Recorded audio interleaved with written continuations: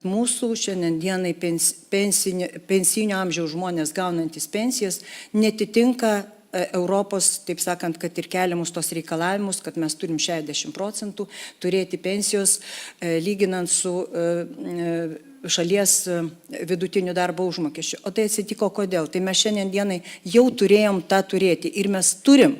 Tik tai reiktų atstatyti tą pavogtą pinigą, kurį iki 94 metų, kai skaičiavo pensijas, aš pateiksiu vieną tokį pavyzdį. Kai skaičiavo pensijas, tai yra už tuos vadinamus rublius, kuriuos mes gyvenom ir gaudavom, pavyzdžiui, 1000 rublių, tai jų skaičiavimo metodikoje, bet aš turiu valstybinio socialinio draudimo vieną iš tokių skaičiavimo metodikų ir kur yra duotos lentelės draudžiamosios pajamos. Tai noriu jums dar kartą pasakyti, kad jie skaičiavo taip, kad pavyzdžiui 84 metais, jeigu žmogus uždirbo 2000 rublių, tai jie perskaičiavime parašė, kad mes uždirbom tada tik 24 eurus. 24 eurus per visus metus. Ir išeinant iš to iki 94 metų, jie suskaičiavo tas, čia tiesiog net protų nesuvokiama.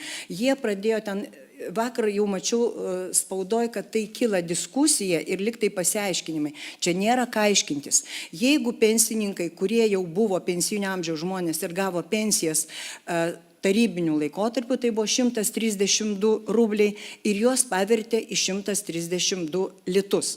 Tai nuo to reikėjo ir tuos skaičiavimus žmonėm, kurie dar dirbo, o dirbo dar mes po 30 metų pradirbom ir tie pradirbti mūsų pinigai suskaičiuoti po 4, po 5 litus, kad litus į mėnesį mes gaudavom dirbdami, taip sakant, okupuotoj Tarybų sąjungoje.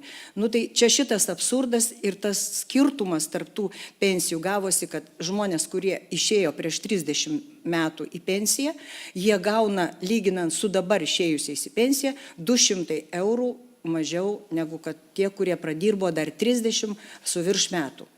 Dėl dirbtinai kažkokio mistinio santykio sugalvoto. Mes akiplėšiškai įžūliai apgauti. Mes užklausysim pensijų skaičiavimo metodiką.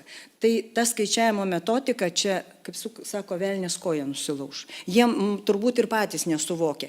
Tai jeigu tuo kartu Tarybų sąjungos tas rublis buvo mūsų, kurį vartojam apyvartoj, buvo 1 rublis 95 Amerikos centai, taip? Tai tą perskaičiavimą ir reikėjo daryti su lik valiutos oficialių kursų.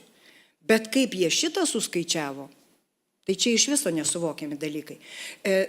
Prieš 10 metų gal kreipėsi, kai kurie čia, kadangi aš truputį su buhalterija, ekonomika išmaniau, tai kreipėsi žmonės, sako, galit mums paaiškinti, kaip mes galėjom pragyventi mėnesiui už 3 eurus, tai yra 3 litus, ten 60. Nu kažkaip tai mes nelabai atkreipėm dėmesio. Bet dabar, kai skaičiavimo tos metodikos yra išdėstytos vatose lentelėse, tai dabar siūlyčiau visiems mūsų seniorams, kurie gauna pensijas, pasikreipti į socialinio draudimo fondo valdybos skyrius ir paprašyti šitų išrašų.